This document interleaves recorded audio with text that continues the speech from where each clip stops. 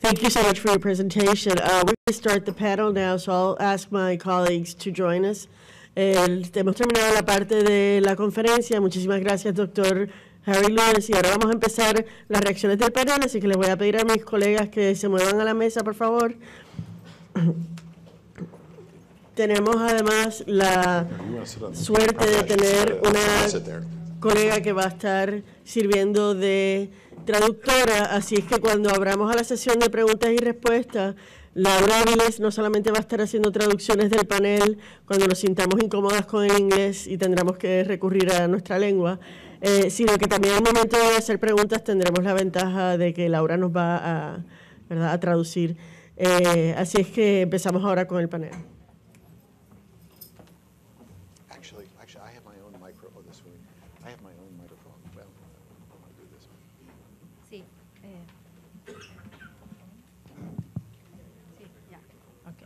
Sí, buenos días. ¿Se escucha?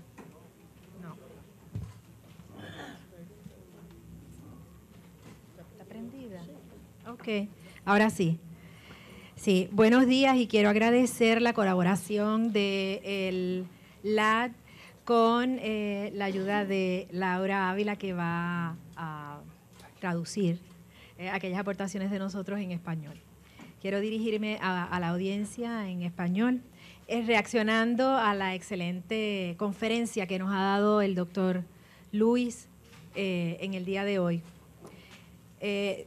Iniciando su libro, al principio del libro menciona que cuando uno termina de leerlo verá de forma diferente el mundo. Luego de esta conferencia yo creo que miramos el mundo de una manera diferente, sobre todo el mundo social, el mundo humano y la interacción con las tecnologías.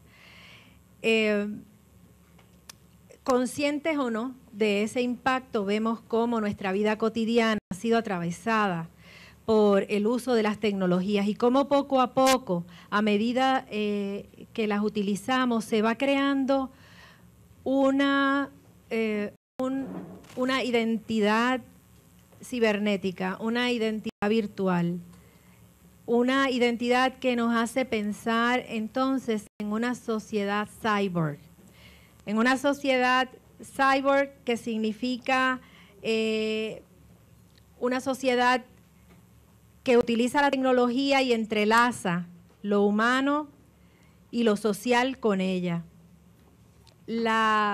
El uso de las tecnologías no solamente en términos de nuestra vida cotidiana, sino cómo entrelazan con los aspectos económicos y con los aspectos gubernamentales, también resulta muy interesante y provocador de una serie de preguntas.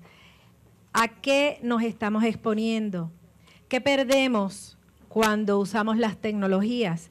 ¿Qué nos queda? ¿De qué formas, como ciudadanos y ciudadanas, podemos entender las cosas que están sucediendo? Porque la tecnología, como menciona el doctor Lewis en su libro, no es ni buena ni mala. Es el uso que hacemos de ella y es lo que capitalizamos de esa tecnología los que permite identificar los aspectos respecto a nuestras acciones. Lo hemos visto recientemente con el uso de la tecnología nuclear. La tecnología nuclear permite la creación de la electricidad, pero a su vez permite arriesgar, ¿verdad?, unos aspectos de nuestra vida y crear armas de destrucción masiva como eventos muy desastrosos para la humanidad. Datos, como explicaba el doctor Lewis, que son recopilados por el mundo industrial o comercial, que recoge datos particulares sobre nuestra vida, que cuando nos enfrentamos a la tecnología vemos que nos conociera, o esa realidad nos conociera o nos devolviera una identidad que a veces nosotros mismos decimos nos conocen más que a nosotros mismos. Los aspectos de las redes sociales y su uso, ¿verdad? La posibilidad de encontrarnos en los mundos virtuales, conectar con otros, pero a su vez convertirse en herramientas para los usos inadecuados, o cómo espontáneamente surgen situaciones precisamente sin la intención de causar daño, pero el acceso de esa tecnología y el uso de la tecnología nos expone a esas otras situaciones. La presentación del doctor Luis nos lleva a preguntas sobre los asuntos y aspectos éticos que subyacen las prácticas sobre el desarrollo, uso y adopción de las tecnologías. Preguntas que tienen relación con las formas en que se desarrollan las prácticas ciudadanas, cómo se mantienen, cómo cambian, cómo pueden ser secuestradas o fracturadas o usurpadas por medio de la tecnología. Ya lo veíamos en muchos de los ejemplos que él nos mostraba. Preguntas sobre lo público y lo privado, su evolución y como producto del impacto de estas tecnologías. La existencia o presencia de los diversos sectores poblacionales o nacionales en la red, porque vimos la red, vimos el uso de la tecnología y vimos unos espacios industrializados, pero aquellos sectores poblacionales que no tienen acceso a las tecnologías, entonces podríamos decir que no tienen una identidad virtual. Y de ello, pues hay una inmensa población mundial que está marginada de esos procesos. Si pensamos, por ejemplo, en esa misma línea, estar en la red nos crea esa identidad y nos dice, pues soy digital, estoy en la red, luego existo. O quizás, como nos lleva a reflexionar la presentación del doctor Luis, estoy controlado. Todos estos asuntos son materia de reflexión y análisis, tanto como ciudadanos y ciudadanas, así como educadores y educadoras. Como ciudadanas o ciudadanos, como trabajadores y trabajadoras, como profesionales. ¿Qué significa vivir en un mundo interconectado tecnológicamente? ¿Cuáles son los límites de esas prácticas? ¿Quién tiene el poder para determinar lo que es justo, lo que es un privilegio, lo que es privado y lo que no? Como me señala el doctor Luis en su libro, hay dos Big Brothers, el gobierno y la industria. Las compañías no están encargadas del servicio de espionaje, pero conocen mucho de nuestros hábitos gracias al uso de las tecnologías. Y lo que conocen es muy valioso para la industria como para el gobierno. Una asociación interesante, casi perfecta. Debemos pensar y reflexionar sobre el rol de la educación en el desarrollo tecnológico. También admitir que ha sido significativa su intervención al revelar el impacto social, político y económico de la tecnología y sus usos. Paradigmas educativos existentes chocan con fuerza al experimentar los nuevos escenarios tecnológicos en los que las barreras geográficas y la inmediatez de la comunicación se hacen evidentes en la vida cotidiana de nuestros estudiantes. La capacidad de acceso a una cantidad extraordinaria de información vía web ha estimulado a la educación tanto de forma formal como informal, pero creando tensiones entre ambas, porque de alguna manera ya nos los explicó también el doctor. La experiencia tecnológica provee un espacio amplio para la investigación, espacio que debemos capitalizar como académicos. Los discursos que atraviesan las prácticas tanto ciudadanas como ciudadanas como en el mundo virtual. Las formas en que utilizamos las tecnologías, sus consecuencias, son asuntos que no quedan exclusivamente en manos de los expertos de la tecnología, sino en las manos de los universitarios y las universitarias, de las instituciones sociales, de los ciudadanos y las ciudadanas. En su libro Blown to Bits, el doctor Lewis dice que gracias a las tecnologías hemos experimentado cambios dramáticos en 3 aspectos de la cultura. En nuestro sentido de la identidad, como ya estamos mencionando, ya tenemos una identidad virtual. En nuestra privacidad, en nuestra capacidad de libre expresión y la creatividad que dirige el progreso. Como mencionaba antes, estamos frente a una sociedad cyborg en la que se entrelaza lo humano y lo tecnológico, lo social con la tecnología. ¿A qué nos lleva esta sociedad cyborg? A un cuerpo político dirigido y controlado, a un estado policial consumer friendly, a posibles amenazas a nuestras libertades producto de las tecnologías cyborg, o a explorar la ciberdemocracia y sus posibilidades vía web. As you say in your book, Dr. Lewis, the bits explosion is not over. This information discussed this morning is a wake-up call. The forces shaping our future are digital, and we need to understand them, take action as digital citizens. Gracias.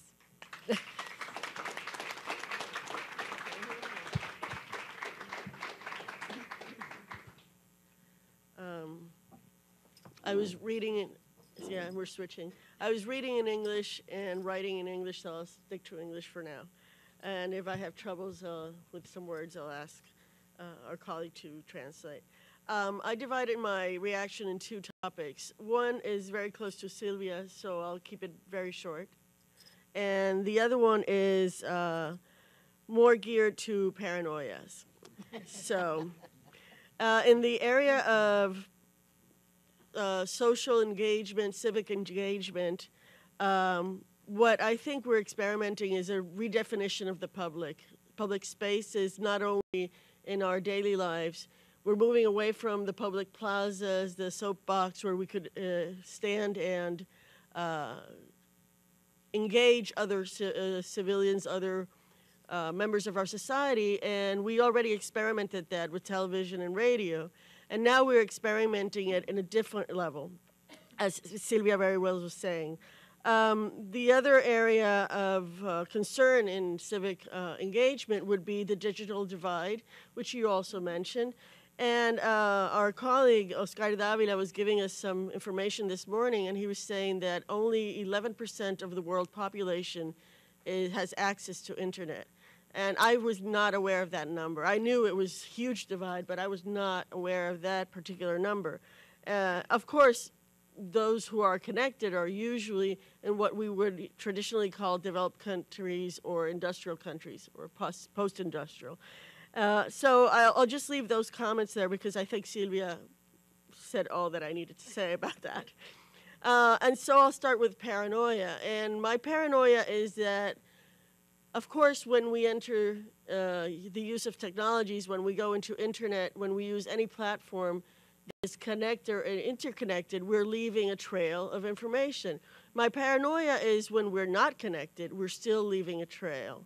I do a lot of research on graffiti, and one of the things that I found out is that there's this amazing software that allows to take photographs of different graffitis throughout the city and establish patterns throughout signatures, throughout the tags, so that I know what is the territory of that particular tagger. I know his style, and I can pinpoint the area where he or she lives in order to, criminalize and take care of that, nuisance. So that would be one level of paranoia. The other level of paranoia is something that Dr. Lewis was mentioning with biometrics. I had the wonderful opportunity to visit Thailand, and on my way back, you know, you have to present your passport and everything. But even before that, I heard over the PA system comments like a female dressed in white and black shirt with white slacks. And I looked at myself and I'm like, oh, she's dressed like I am. And then I heard it a few times, so I approached a security guard and I said, are they talking about me? And the guy was like, I don't know what you're talking about. But then suddenly a guard approached me and he said, please stay here. So I started like pulling out my passport and he's like, stop, stay here. And I'm like, but is that PA about me? And the guy's like, stop. So finally, it took probably like half a minute or something. I was terrified. I didn't know if I was going to be pulled out, you know. And you know, my looks, I might look like a little Palestinian person. So, hey, I don't know if they're thinking I'm a terrorist or, and I was traveling with some Irish friends. I thought, okay, PLO, IRA, I don't know. Whatever. And of course, this lasted so little that, you know, all the colleagues that were traveling with me had just a chance to look back and go, where is she? And by the time they noticed I was gone, I was back with the group. They never said a word. They never explained why they had stopped me. They never had anything to tell me or answer any of my questions. Of course, by now I'm totally paranoid. And the fact that I am paranoid doesn't mean they're not following me. So the final point to the story is that nobody ever said anything. My conjecture is that they were doing face recognitions and that they wanted me to stop in a particular spot and be still so that the camera could go in the 30 seconds, 50 seconds that it took for the computer to go through the database and figure out whether or not I was that one person that they were looking for. Yeah, wow. And this is before I went into, you know, any kind of, you know, I did not enter the internet. I was just being a passenger, a traveler. So biometrics, things you do on the street, whether they're legal or not, goes back to most of the things that you mentioned in your talk and in your books about the possibility of these technologies not only being technologies of information that make our lives easier, that makes our lives better, but that also make our lives dangerous. And adding to that, another point of technical malfunctions. Let's not just talk about the inappropriate use of these technologies, but the fact that they might malfunction and that, you know, the information that's being put up about you may not be about you. So it's not only what I did that I have to worry about, is the person putting in the information or the program collecting the data that is also worrisome. And this brings me to my last point, which is the differences between voluntary disclosure and data mining. What I find amazing about social networks is the amount of information that not only is recorded because we leave a trail, but that we voluntarily put up. You know, we put up what we ate, how we feel, who we talk to, who we disagree with, or who we like, you know, all these like buttons. So that not only is leaving a trail in terms of information of what I consume, but we're voluntarily establishing our moods, our friends, our unfriends, because then again we could go back and unfriend people, you know, or just leave them in limbo. You know, I learned from a friend that you can leave people in limbo. You know, they want to be your friends, but you just leave them hanging. You don't say yes or no. You don't even say, you know, I'll think about it. You just leave them there. So, but that's information that's still there. And that was my third point in terms of what difference does it make in terms of being the one who puts up the information versus the information that you leave as a trail, and the consequences of internal censorship.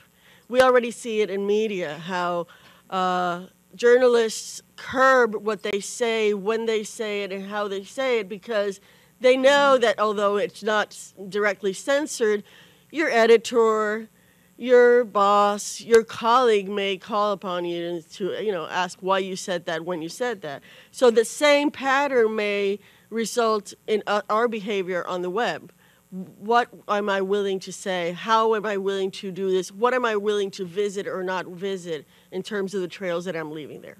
Thank you.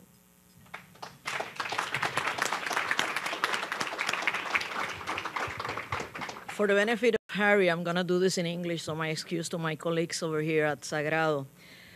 I think that his presentation leaves us with a lot of questions.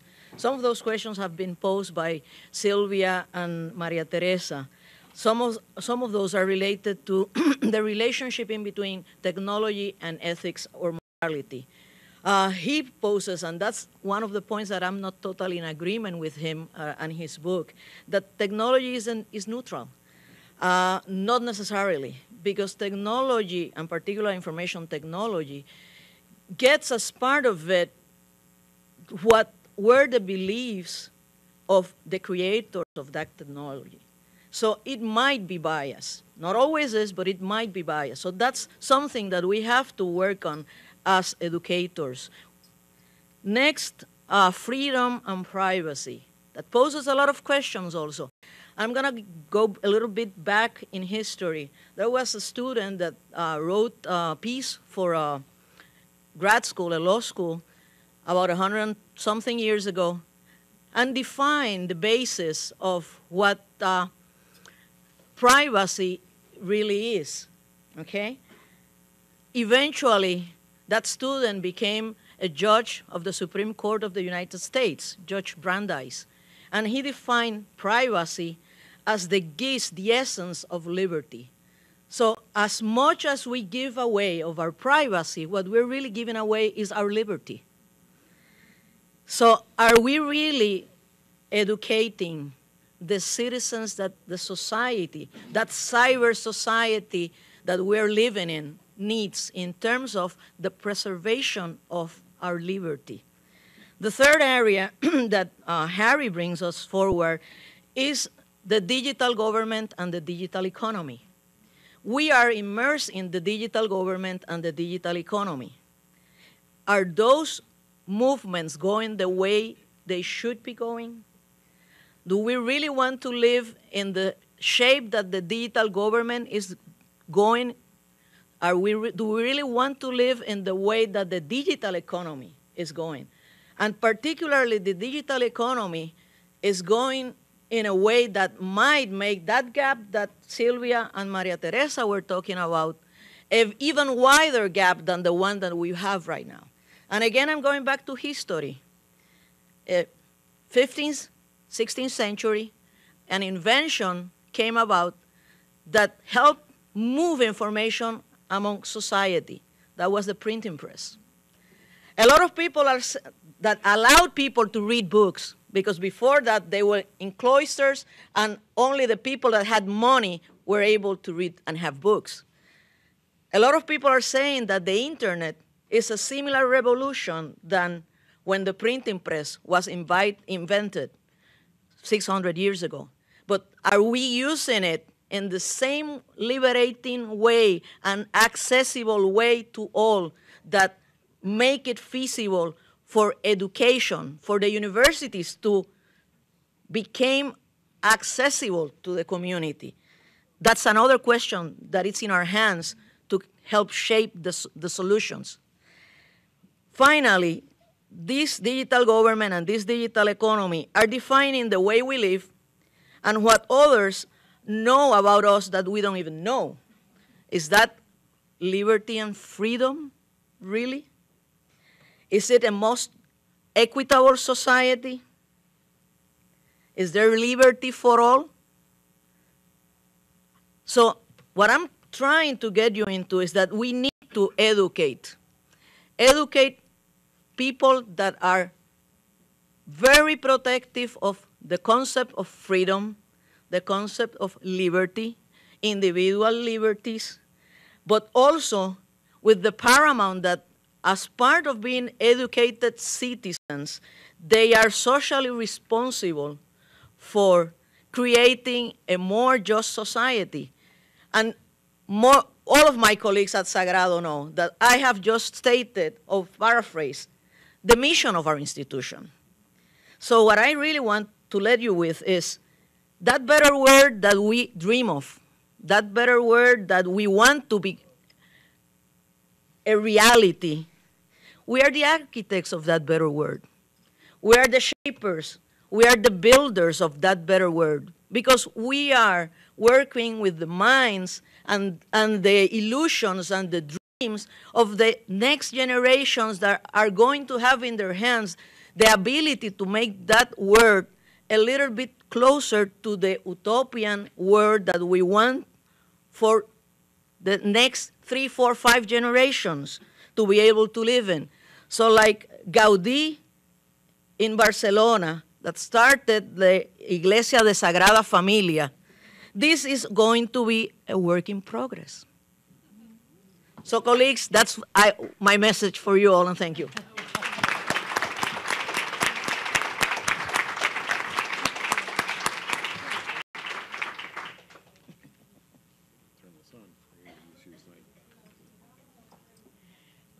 Vamos a reacciones del Dr. Luis ahora.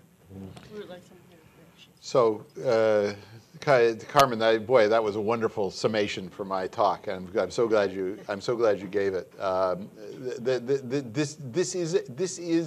This is a world that we have the power to make. I mean, we have the power. I mean, a lot of what I've talked about are not technology problems. They're problems of of ideals and vision, and how we want the world to work. And we as citizens cannot sit by passively and watch others make the decisions about how all of these questions should be answered for us.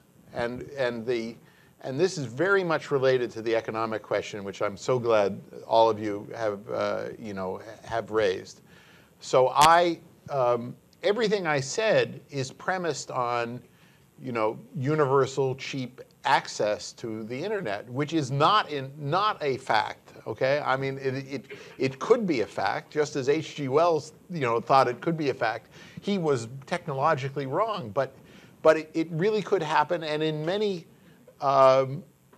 countries whose economies are not as healthy as the American economy, it's a lot closer to being a reality than it is in the United States of America. So I actually consider this a national disgrace that the internet has not been broadband internet has not been made already universally accessible to Americans in the same way that the government took a hand in subsidizing the connection of electric power and telephone service to the entire country in the last century. So, and my fear about this particular thing, and those of you who are working in the business side, really need to be aware of this. Part of the reason that it's happening is because the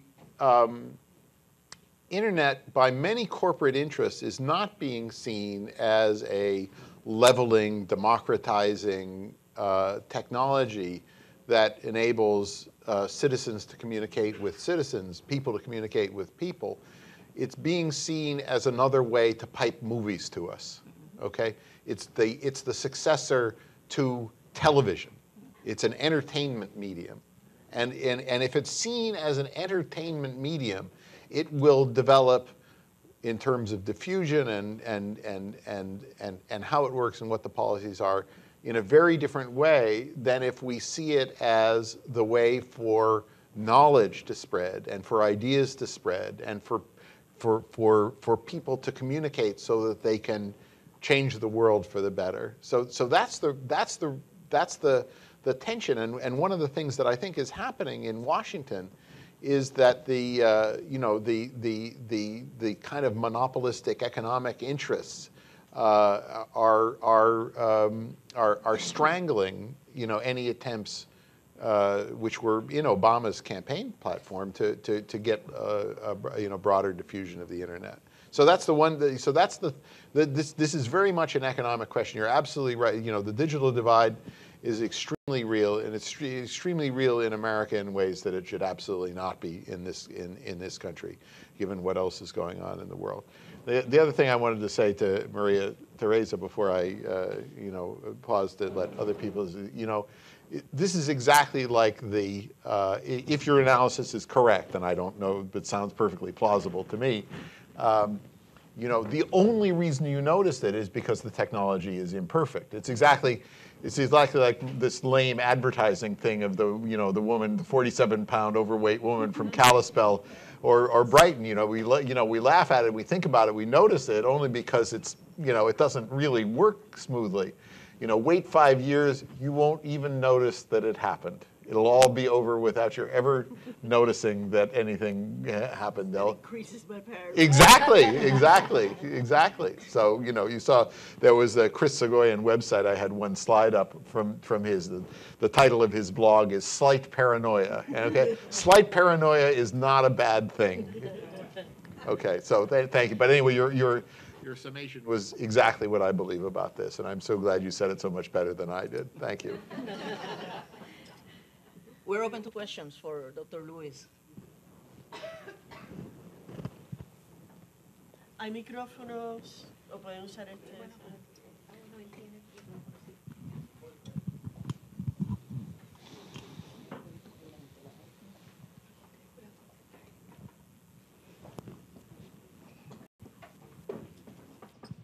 Hello.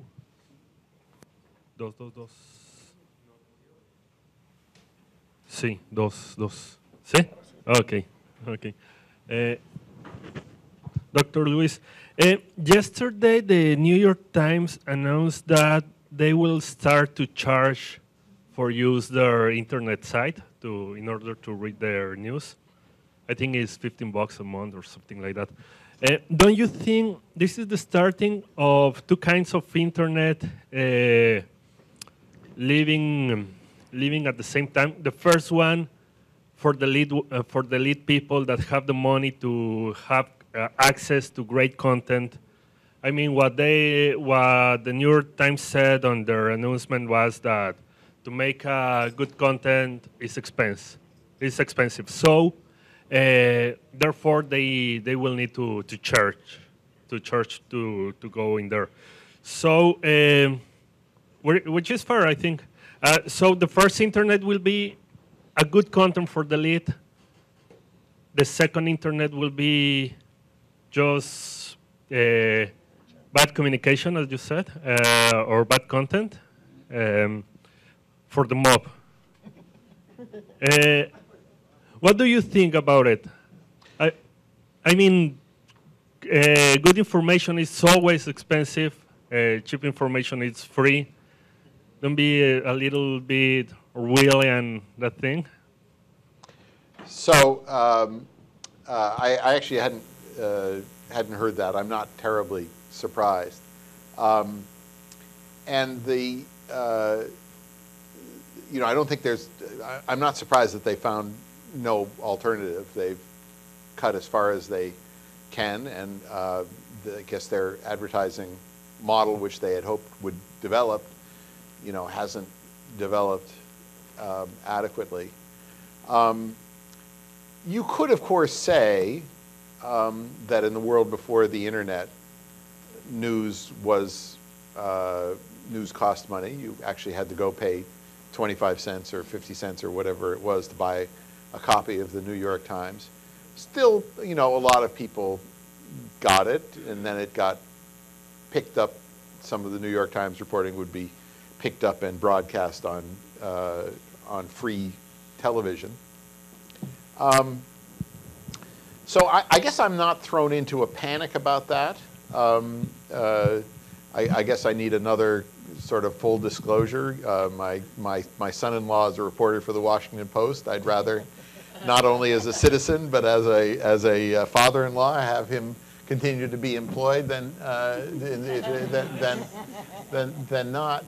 But I guess my pragmatic view on this is that by comparison with the amount of money that people pay for entertainment, another kind of bits that people seem quite ready to pay for, or video games, which cost money.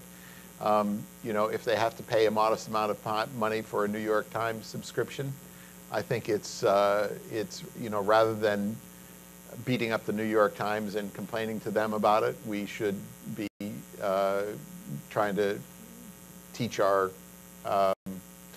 young people how important it is to stay aware of the news, even if you have to pay the, you know, the price of one video game per year or something like that in order to know what's going on in the world. So I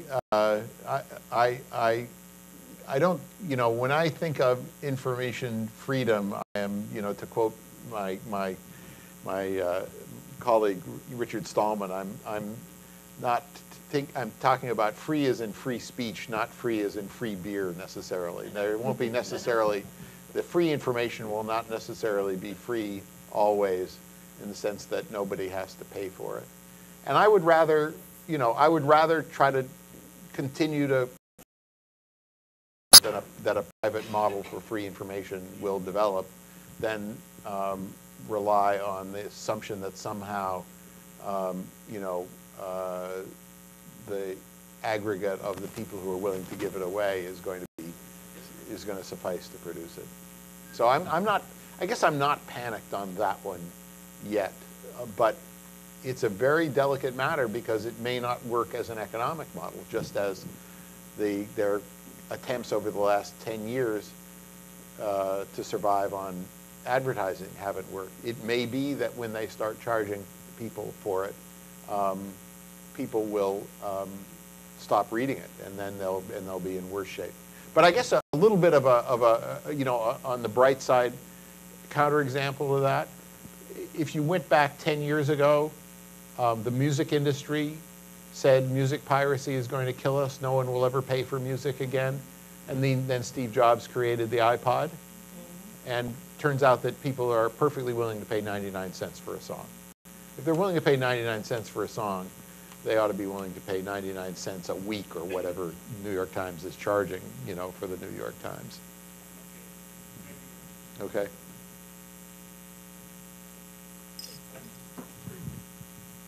Hello? Okay. I love the term you use for two big brothers. I believe they have three more. I believe that is Bill Gates, Mark Zuckerberg, and Steve Jobs, of course. One way or another, we were all involved with Apple or Facebooking or buying Microsoft Windows, whatever. One way or another, you have involved with that because it was your students. In some way or another, you know. Not Steve Jobs. I take no responsibility for Steve Jobs. You're still missing Steve Jobs for that one, but maybe who knows. But 10 years ago, when I was a little kid, like 15, I believe, I saw ICQ for Messenger. For me, it was a good thing. It was amazing. Well, wow, I had beepers first, like in the 90s.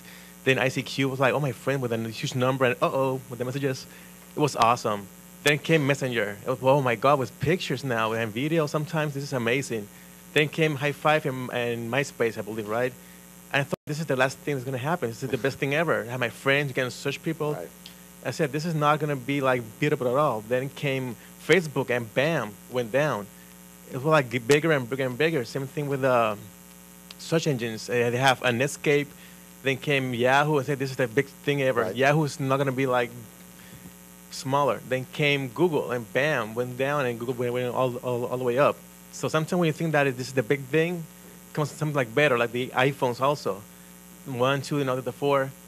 My question is, what's the next big thing now? What do you think it is? You know, because I think that microfilm. I mean, seriously, you know, I mean, you know, you've described what we've seen, you know, very accurately, and you know, I just asked myself, you know, 70 years from now, or so 75 years from now, we're basically 75 years after that H.G. Wells quote. Will somebody be standing up and showing a picture of Mark Zuckerberg, or something, and you know, and looking at it and saying, and you know, what did he invent? Okay, and the audience all has blank faces, and they come up with all of these crazy ideas, and then the professor says Facebook, and everybody says Facebook. Oh yeah, my grandfather said something to me about that one. It hasn't existed for, you know, for 50 years, you know. So, you know, look, if I, you know, you could see how smart I was about Facebook. You know, it seems harmless. You know, so I can't tell you what's next. But I do think, I think this thing, you know, I spent a long time leading up to and talking about the hive. Okay, the metaphors on this are so important.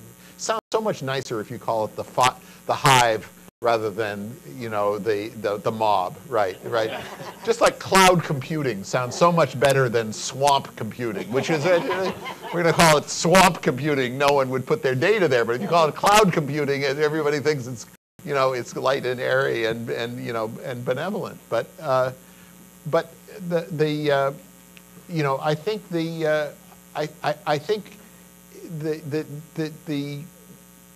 the willingness of people to cooperate in making in putting information online that can be then aggregated, be it Wikipedia or the geographic trajectory of dollar bills, that's, you know, that's incredible power that, you know, should be harnessed, and that some of, you know, in some cases is being harnessed. I don't know if you know about what's it called, free rice. You know about free rice. So this is, I mean, it's completely lame, right? But it's wonderful. There's people, you know, teaching kids to do arithmetic and other things, and there's way at the back of it somewhere there's some advertising component, and the money is going to good purposes. But it's you know, it's a cumulative effect of a lot of cooperation. So that, you know, that's and that's, you know, that is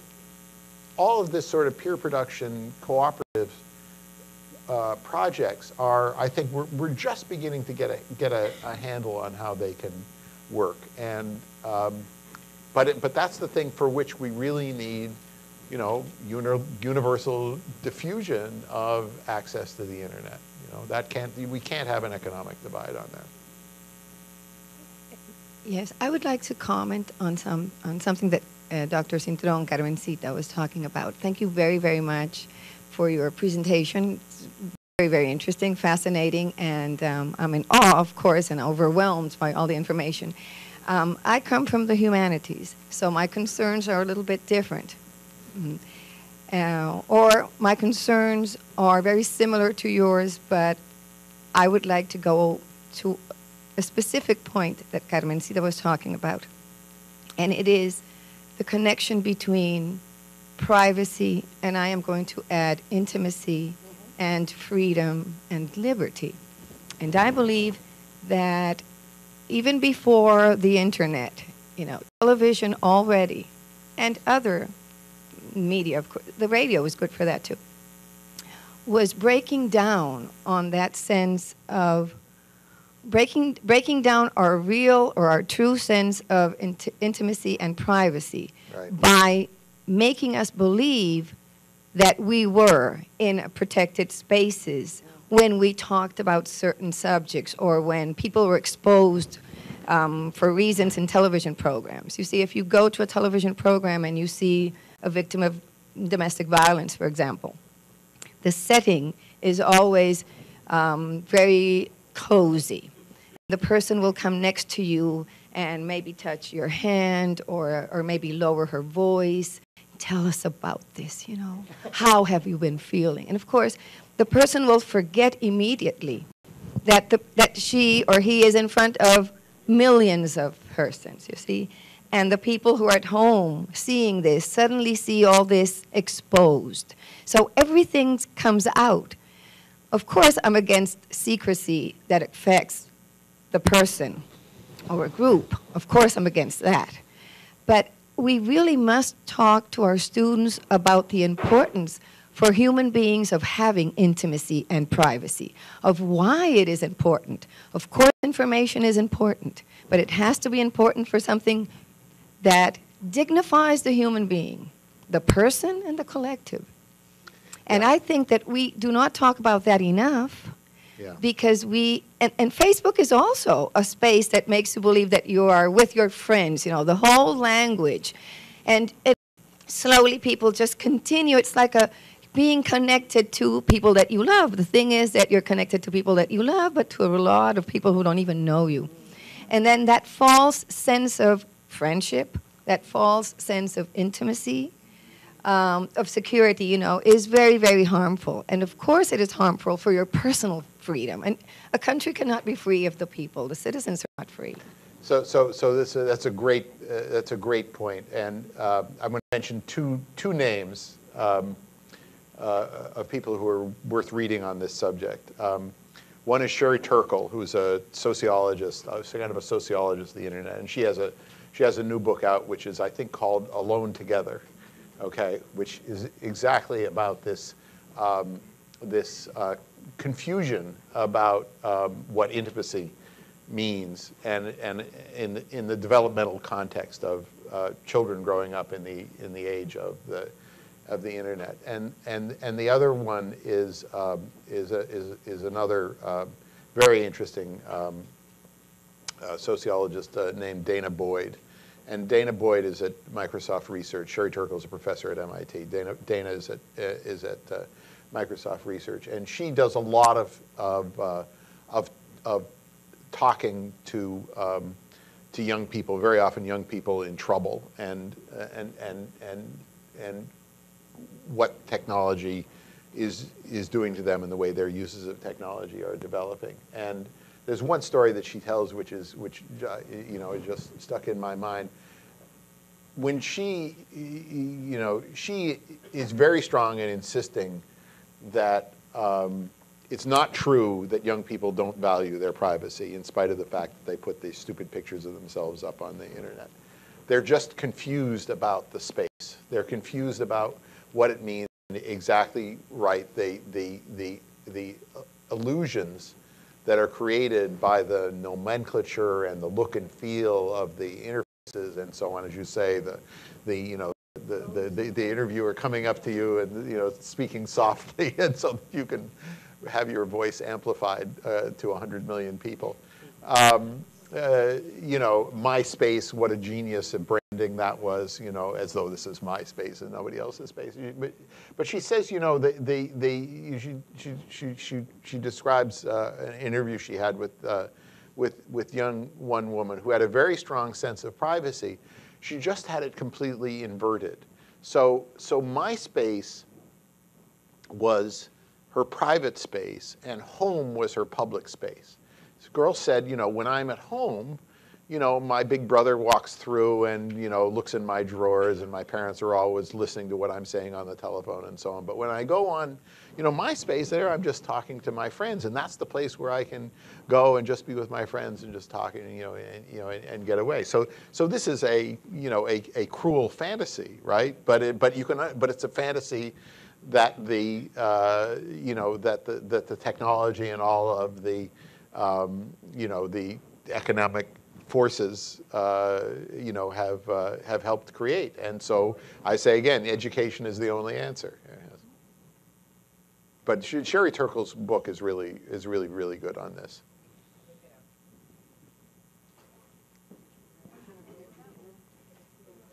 Oh, you have to.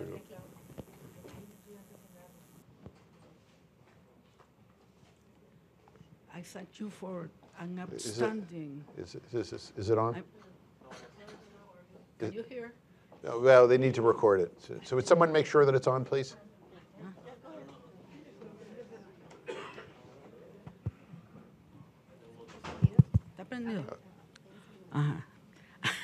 I thank you for your outstanding presentation.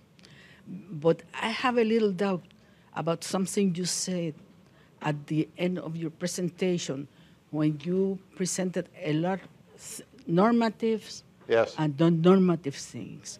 I would like to hear from you why you mentioned the string theory of matter as a non-normative. Is it because it has not a complete acceptance in the scientific world? No. No? No, it's just because it wouldn't make any difference No? whether we thought that wasn't my reason. No, that was not my reason. My reason was because its truth does not depend in any way on the way we want it to be. Okay. Its importance does not depend in any way on the way we want the world to be. We could want string theory to be true. We could want it to be false.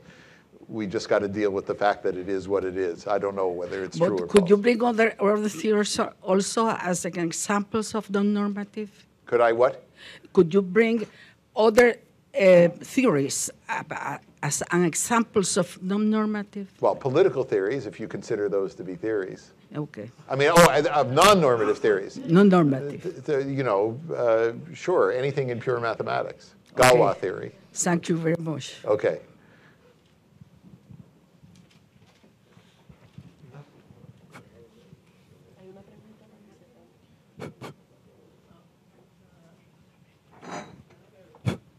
You can hear? Yes. Yeah. First, thank you for the University of the Sagrado Corazón for making public this conference. It has been very interesting. The humanistic approach on your presentation is the one I believe in. And on one of your last comments at the table, you said that the dominating factor here is the government, the restrictions, the interest, not the real benefit or the humanistic approach that you have been presenting. The question is, in the future, do you think this will change a little bit? Because we as in education, I think it's the right approach to present to students, to try to stress in that approach, because that is, technology is seen as a consequence of our human needs and of our society, which I think is the right one. But in terms of the future, do you think technology may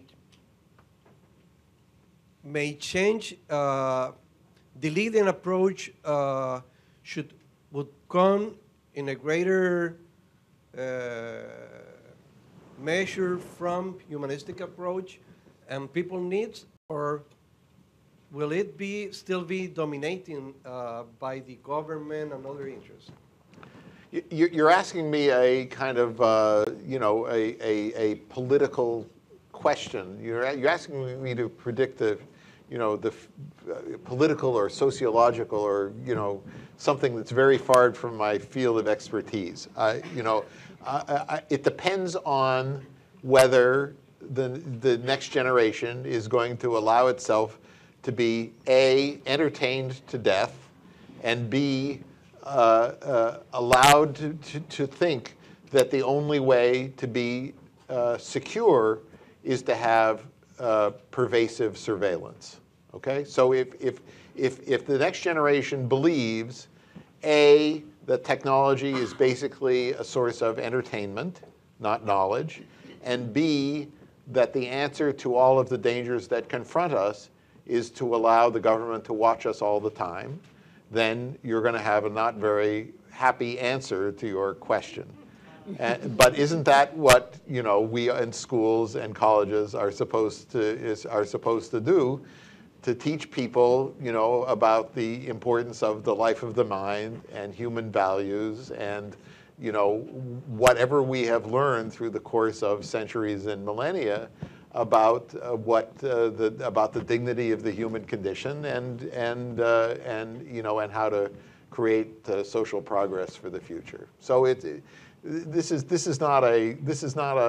not ultimately a technology question. It's a question about what society wants, and you know, and you know, we in universities, it's really important that we, you know, uphold a sort of view of the world on questions like these that is not, you know, that does not give away, you know, values and freedoms in the interests of either entertainment or security. Se nos ha acabado el tiempo, así es que tenemos que pasar al cierre, no sin antes agradecer a nuestros colegas que han ayudado a que esto sea posible, a nuestros auspiciadores AT&T y Cortelco, y le dejamos entonces ahora a la doctora Lidia Espinel, nuestra decana, para que nos dé unas palabras para el cierre.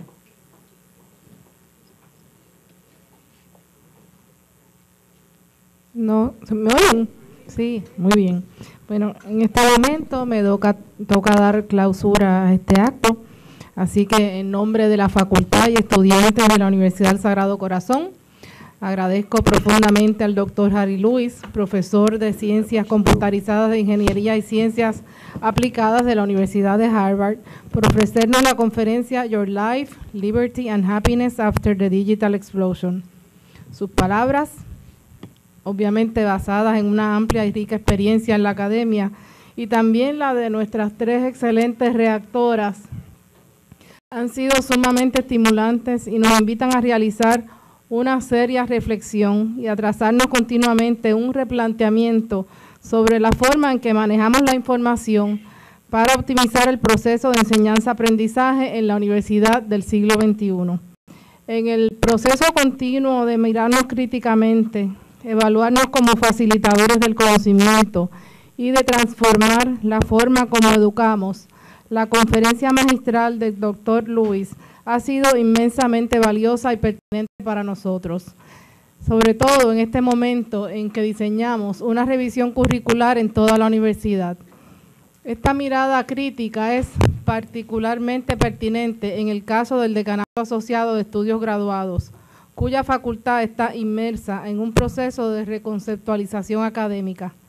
De nuevo, muchas gracias por aceptar nuestra invitación en el marco del 25º aniversario de 3 maestrías pioneras en Puerto Rico y el Caribe y de la celebración de los 130 años del proyecto educativo de Sagrado.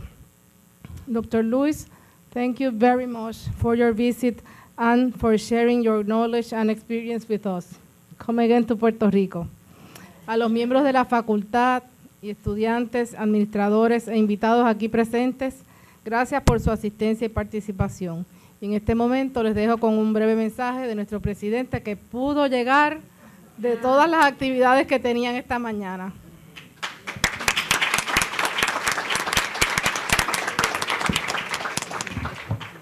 As I said before, I never get paid to do what I want. It's just what I need to. Laura tells me where I have to go. I think, again, I was not able to listen to about half of the presentation, but I have been enjoying the books that Dr. Lewis has written, and I was able to hear our colleagues comment on them. And I had the privilege of having breakfast yesterday and enjoying the challenges that we face. You know, it's risky to be alive. No risks if you're dead. No risks. No risks.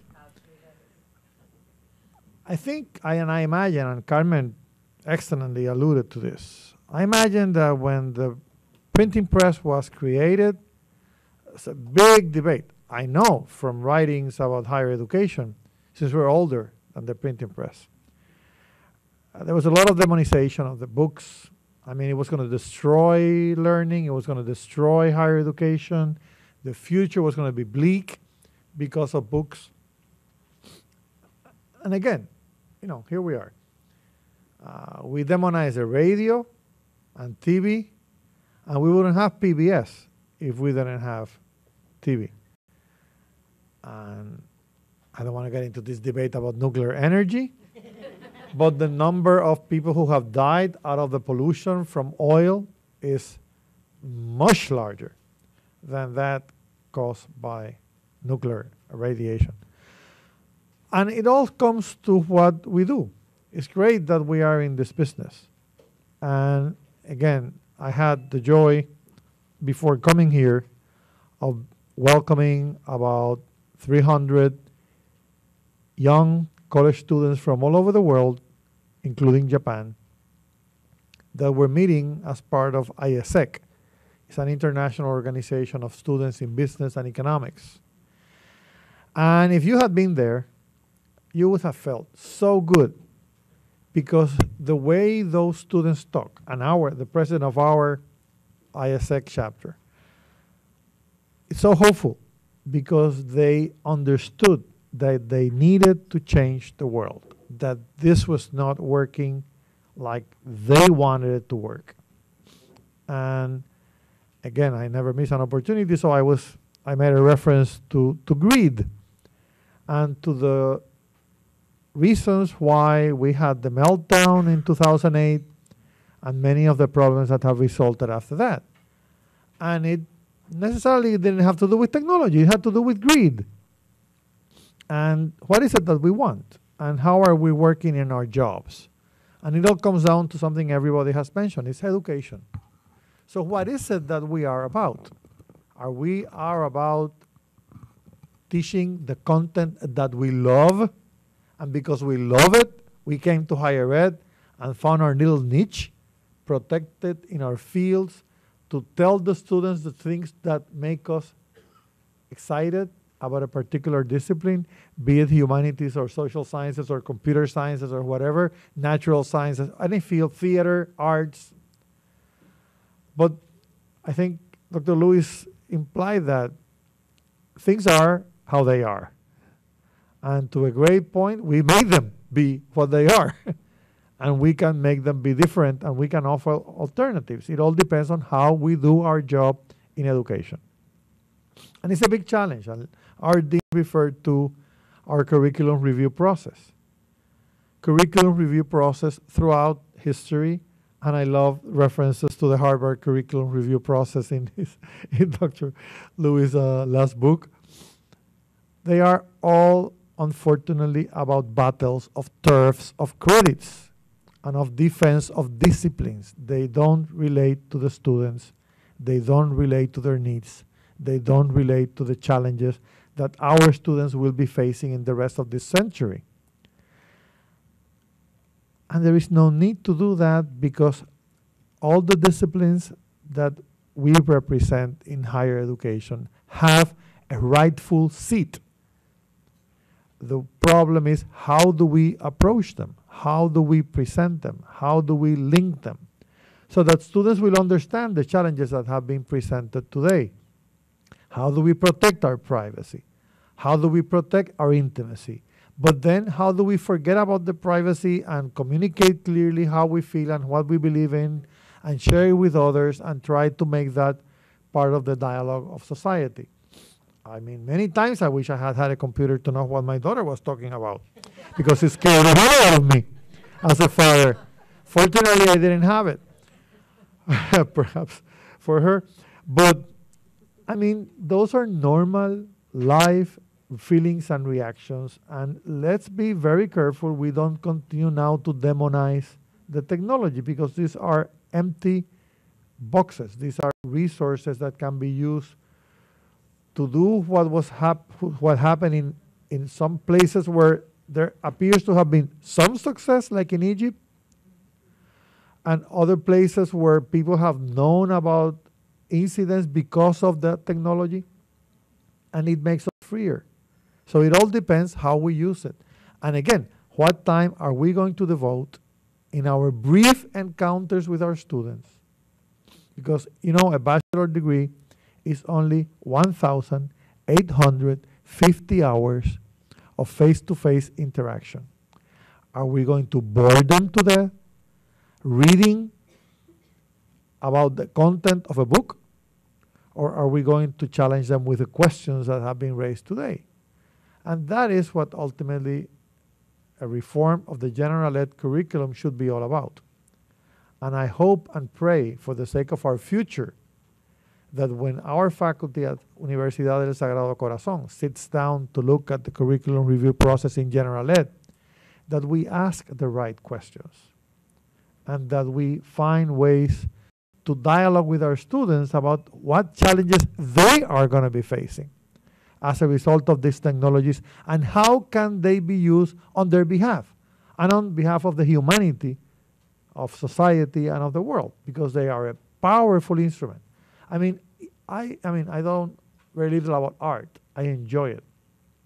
But the fact that I can, without paying, and we love to get paid, but we don't like to pay, we can go into the Louvre Museum and look at works of art closer than the guard over there will allow me to get close to a painting because of that technology. If I was an art teacher, the things I could do with art courses is unbelievable. I was never able to do any of that in my courses in humanities with Cookie Marshwash, or in any course I've ever taken. So, you know, what are the possibilities, what are the potentials for us and our students to interact with this technology? And I think, again, this event has really been perhaps one of the most fabulous events we have participated in, and it comes at the very good time where and when we need to challenge ourselves out of our comfort zones, out of our traditions, out of our ways of doing things, because if we are to survive as institutions that we call ourselves liberal arts institutions, it's not because we teach 6 credits of humanities and 9 credits of social sciences and 10 credits of English, but because we address the issues that this panel has addressed today. And I tell you, coming from the meeting I just come, the students are capable, willing, and interested in having these discussions. It should not be only around full professors and associate and assistants and academicians. These are the dialogues that our students need to be engaged with.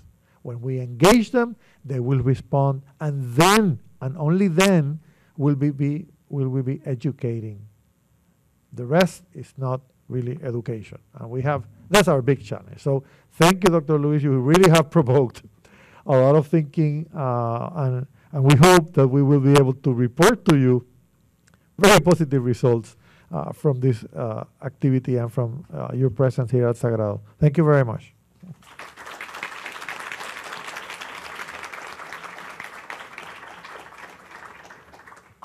Buenas tardes, hasta luego.